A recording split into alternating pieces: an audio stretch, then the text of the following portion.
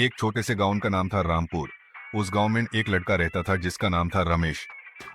रमेश एक गरीब परिवार से था पर बहुत ईमानदार था। उसके पिता खेती करते थे और माँ लोगों के कपड़े धोती थी। पैसों की कमी होने के बावजूद रमेश कभी झूठ नहीं बोलता था।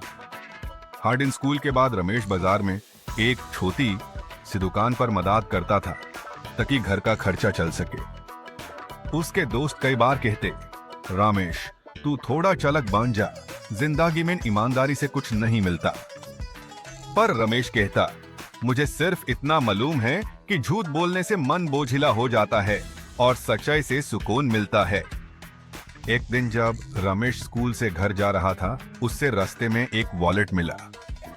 उसमें कई हजार रुपए थे और एक आदमी का आईडी कार्ड भी। रमेश ने सोचा, मुझे ये पैसे रख लेने चाहिए, घर में खाने को भी मुश्किल से मिलता है। लेकिन तुरंत उसके मन ने कहा, ये पैसे मेरे नहीं हैं, ईमानदारी सबसे बड़ी दौलत है। उसने आईडी कार्ड देखा जिसमें लिखा था मिस्टर मोहनदास, शांतिपुर रोड।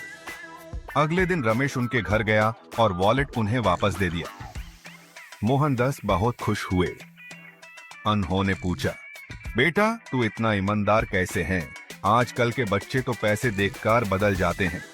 रमेश मुस्कुराया और बोला, सर माँ कहती हैं गलत चीज से कभी सुख नहीं मिलता। मोहनदास ने उसे इनाम देने की कोशिश की पर रमेश ने मना कर दिया। उसने कहा, मैंने सिर्फ अपना फर्ज निभाया है।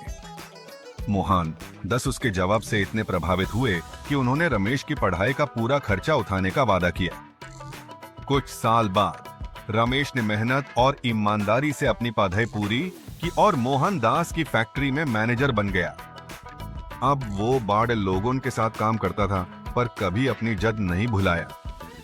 हर साल वो अपने गांव जाता और बच्चों को कहता, बेटा सच्चाई छोटी लग सकती है पर इसका इनाम सबसे बड़ा होता है। रमेश की कहानी पूरे गांव में मशहूर हो गई। लोग अपने बच्चों को कहते, देखो ईमानदारी का फल हमेशा मीठा होता है। और इस तरह एक गरीब ईमानदार लड़का सबके लिए मिसाल बन गया। मोरल, ईमानदारी हमेशा इनाम देती है, चाहे देर से मिले पर जरूर मिलती है।